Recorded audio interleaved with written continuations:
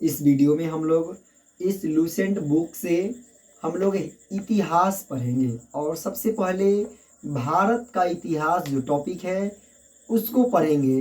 तो सभी लोग बहुत ही ध्यान से इस वीडियो को देखेंगे, क्योंकि इस वीडियो में केवल भारत का ही इतिहास नहीं, इस रूम का भी इतिहास बताया जाएगा और इस रूम से कुछ खास बातें आज निकलने वाली है। तो सबसे पहले हम लोग अपने टॉपिक पर आते हैं और भारत की इतिहास पढ़ते हैं। कोई भी अपने से बात बनाया नहीं जाएगा, जो किताब में लिखा है वही बताया जाएगा। तो देखेंगे कि भारत का इतिहास में बताया जा रहा है कि उत्तर में हिमालय से लेकर दक्षिण में समुद्र तक फैला यह उपमहाद्वीप भारतवर्ष के नाम से ज्ञात है। यानी कि जब हम मैप लेंगे, जब ग्लोब लेंगे तो उस ग्लोब पर दिखाया जाएगा, भारत के मानचित्र दिखा करके, कि उत्तर हिमालय से लेकर दक्षिण में समुद्र तक फैला जो मानचित्र दिखाई देगा वही हमारा भारतवर्ष होता है। इस रूप में देखेंगे तो ये हमारा उत्तर है और ये हमारा दक्षिण है। इसके बीच में फैला हुआ भाग कुछ नहीं दिखाई दे रहा है, डिब्बा है, और फिर उसके बगल में भी डिब्बा है, उसके बगल में झोला है, उसके बगल में भी एक झोला है। लेकिन इस झोला का कुछ अलग बात है, इसको हम वीडियो के अंत में दिखाएंगे, इस झोला से निकाल करके कि इस वाले झोला में क्या है। तो हम लोग समझे कि जब भी हम मानचित्र में यहाँ दिखाएंगे कि उत्तर हिमालय से लेकर के दक्षिण में समुद्र तक फैला जो भाग है, उपमहाद्वीप है, उसको भारतवर्ष के नाम से जाना जाता है, जिसे महाकाव्य तथा पुराणों में भारतवर्ष अर्थात भरतों का देश कहा गया है। भारत एक प्राचीन कबीले का नाम था।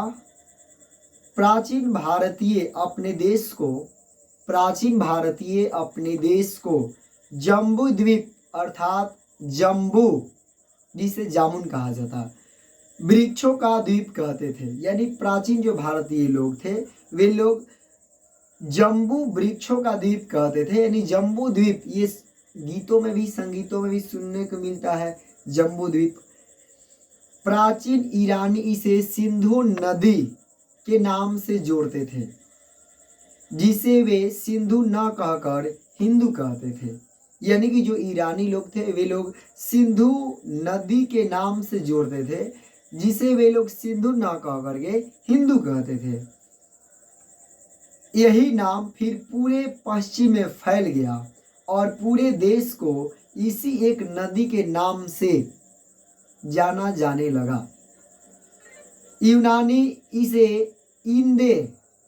लोग इस क्षेत्र को इंदे और अरब इसे हिंद कहते थे। मध्यकाल में इस देश को हिंदुस्तान कहा जाने लगा, मतलब और आगे समय बना, प्राचीन काल से मध्यकाल आया तो इसी क्षेत्र को मध्यकाल में हिंदुस्तान कहा जाने लगा। यह शब्द भी फारसी शब्द हिंदू से बना है।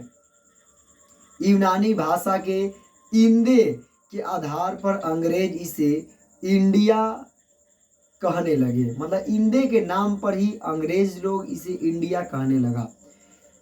विंध्य की पर्वत श्रृंखला देश को उत्तर और दक्षिण दो भागों में बांटती है। कौन श्रृंखला? विंध्य की पर्वत श्रृंखला जो है देश को दो भागों में यानी उत्तर और दक्षिण भागों में बांटती है। उत्तर में इंडो यूरोपियन परिवार की भाषाएं बोलने वालों की और दक्षिण में द्रविड़ परिवार की भाषाएं बोलने वालों का बहुमत है। मतलब इन दोनों भागों में अलग अलग जो भाषाएं हैं बहुत ज़्यादा मात्रा में बोले जाने के लिए बहुमत है, नहीं ज़्यादा लोग बोलता है। यहाँ देखेंगे नोट में कुछ बात दिया गया है भारत से संबंधित। भारत की जनसंख्या का निर्माण जिन प्रमुख नस्लों के लोगों के मिश्रण से हुआ है वे इस प्रकार हैं: प्रोटो ऑस्ट्रेलायड, पोलियो मेडिटेरेनियन, काकेसाइड, निग्रोयड और मंगोलायड। भारतीय इतिहास को अध्ययन की सुविधा के लिए 3 भागों में बांटा गया है। भारतीय इतिहास को अध्ययन करने के लिए 3 भागों में बांटा गया है ताकि भारत के इतिहास को आसानी से अच्छा से समझा जा सके। कौन कौन है वो? तो सबसे पहले है प्राचीन भारत, उसके बाद मध्यकालीन भारत और आधुनिक भारत। इन 3 भागों में बांटा गया है ताकि भारत के इतिहास को आसानी से सुंदर तरीका से जाना जा सके, अध्ययन किया जा सके। नोट देखेंगे और कि सबसे पहले इतिहास को 3 भागों में बांटने का श्रेय जर्मन इतिहासकार क्रिस्टोफ सेलियर्स को है। मतलब कि जो जर्मन के इतिहासकार हैं क्रिस्टोफ सेलियर्स, इनको श्रेय दिया जाता है भारतीय इतिहास को 3 भागों में बांटने का। इसके बाद हम लोग अगले वीडियो में पढ़ेंगे प्राचीन भारत से संबंधित। और अब इस वीडियो में जो हम बताए थे, अब बात करते हैं इस रूम के बारे में। तो यही रूम हमारा स्टडी रूम भी रहा है, यानी इसी रूम में हम रह कर के पढ़े भी हैं। और इस रूम में देखेंगे ये जो झोला है, ये जो झोला ही बता रहे थे सबसे इम्पोर्टेंट झोला है, क्योंकि और इस रूम में भी आए हुए हमको काफ़ी लंबा समय तक हो गया है।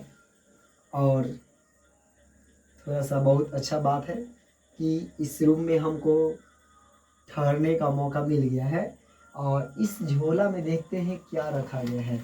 और ये झोला बहुत ही महत्वपूर्ण इसलिए है क्योंकि इस झोला में हम खुद अपने पैसे से रामायण का किताब खरीद करके रखे हैं और बहुत दिन हो गया है इसे निकाले हुए। और देखेंगे कि ये किस तरह से गंदा भी हो चुका है थोड़ा सा, लेकिन फिर भी बहुत अच्छा है। देखिए निकल रहा है, ऐसे दिख रहा है। और ये किताब जो है रामायण का है, रामचरितमानस का। देख सकते हैं तो किस तरह से धूल मिट्टी भी निकल रहा है, लेकिन फिर भी नया खरीद के रखा गया है। और ये नया का नया है। कुछ ही थोड़ा सा ही पढ़े थे, इससे ज़्यादा पढ़ने का मौका नहीं मिला था। लेकिन यहाँ देख सकता है लोग कि क्या चीज़ का किताब है। ये है श्री रामचरितमानस, श्री गोस्वामी, यह श्रीमद गोस्वामी तुलसीदास जी विरचित। और यहाँ देख सकता है सभी लोग, अंदर अगर कहे तो पलट के भी दिखाया जा सकता है। देख सकता है लोग कि अंदर किस तरह से है। और सबसे पहले स्टार्ट होता है सभी किसी का फेवरेट चीज़, सभी किसी के लिए, तमेव माता च पिता तमेव बंधु च सखा तमेव तमेव विद्या द्रविणम तमेव सर्वम मम देव देव, स्टार्टिंग होता है। और इसके बाद से हमारा जो है संस्करण निवेदन जो है लेखक द्वारा प्रकाशित किया गया है। और इसके बाद ये सभी अध्याय हैं। और इसके अंदर अध्ययन के लिए बहुत सारा चीज़ है जो कांड बोला जाता है। तो इसमें सभी कांड अलग अलग है। ये बाल कांड अब पढ़ने के बाद पता चलेगा, हम भी अभी तक पूरा पढ़े नहीं हैं। अगर पूरा पढ़े होते तो बताते, लेकिन पूरा अभी तक पढ़े नहीं हैं। इस झोला का सबसे खास बात यही रहा कि इसमें क्या रखा गया है। ये रामायण का जो है 7 गो कांड होता है, 7 कांड इसमें निहित है। और जितना भी अष्टयाम होता है उसमें सभी अष्टयाम में यही बुक से अध्ययन किया जाता है पंडितों के द्वारा। और इसमें कोई सोचने की बात नहीं है, बहुत ही खास बात और बहुत ही खास किताब होता है। और ये जो किताब है मेरे द्वारा ही खरीद करके रखा गया है, लेकिन अभी तक इसको पूरा पढ़ने का सौभाग्य मुझे नहीं मिला है। हो सकता है आने वाले समय में या फिर पढ़ने का तो मौका मिलेगा ही, पढ़ तो ज़रूर ही लेंगे, ज़रूर पढ़ेंगे, ये तो फिक्स है, गारंटी है। ऐसा है नहीं कि पढ़ने नहीं आएगा, कृपा है सभी लोगों का, ज़रूर पढ़ पाएंगे।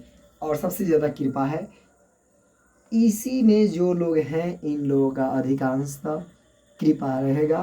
तो ये बात समझ में आता है। और इस रूम का हालत अगर देख सकता है लोग कि पूरा किस तरह से है। यहाँ के रूम के हाल यही है। रूम आने वाला समय में ज़रूर बहुत बढ़िया होने वाला है और हो भी जाएगा, हो भी रहा है बहुत अच्छा। और यहाँ ये घड़ी, ये देख सकता है लोग कि ये घड़ी है, इसको चलते हुए हम देखे हैं। लेकिन अब ये घड़ी जो है पूर्ण रूप से ख़त्म हो चुका है, क्योंकि ये टूट चुका है पूरा और इसको रखा गया है। हो सकता है कि टूटा हुआ घड़ी नहीं रखा जाता है घर में, लेकिन फिर भी ये बहुत दिन से रखा गया है। फिर भी अब इसी के साथ वीडियो को एंड किया जाए, और इतना कैसा लगा हमें ज़रूर कमेंट में बताएंगे, और ये रामचरितमानस वाला सीन कैसा है। तो इसी के साथ वीडियो को क्लोज करते हैं।